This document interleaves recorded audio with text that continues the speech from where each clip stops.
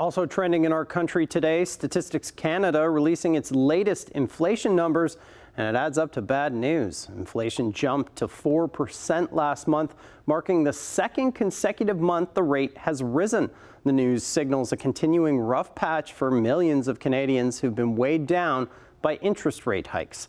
Manisa Donabalan joining us live with more on this. Manisa.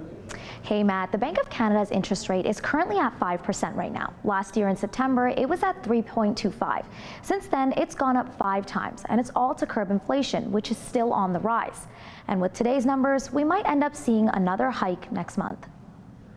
Canada's inflation rate jumped 0.7% in August from 3.3% in July. According to Statistics Canada, it's mainly due to higher prices at the pumps.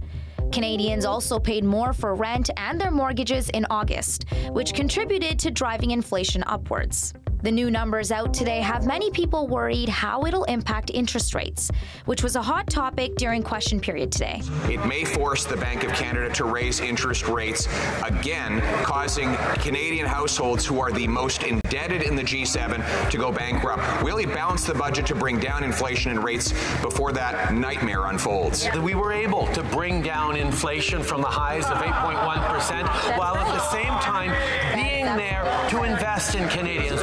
If you look at what we call core inflation, these are inflation measures that the Bank of Canada pay a lot of attention to. At least 2 of the 3 measures that the Bank of Canada follow very closely are up this month. And that's telling me that maybe the trend of inflation that has been coming down in the last couple of months may have been reversed. And if that's the case, then I think the Bank of Canada will have no choice but to increase rates further. Statistics Canada released its latest job vacancies report today as well, which shows vacancies continue to rise. Now the central bank will have to weigh that data against higher inflation figures and decide which matters more. This is exactly what we were expecting from the increases in interest rates since the beginning of 2022. And some economists might even argue that it's been taking a long time for the labor market to react. But there is a silver lining. Grocery prices fell by 0.4% between July and August. And when you look at food categories, actually fish is the only food category which went up from July to August. Everything else got cheaper at the grocery store. Rising grocery prices slowed, with prices up 6.9% from a year ago, compared with 8.5% last month, something experts say is good news. There are a lot of people out there feel that prices should drop by half.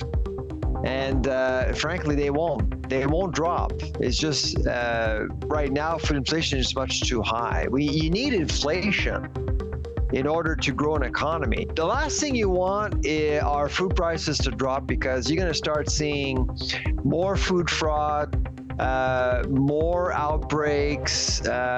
Companies will turn corners, do a bunch of stuff because it's just no money. Industry Minister François-Philippe Champagne met with top executives of Canada's major grocery chains on Monday to discuss what measures can be taken to stabilize prices.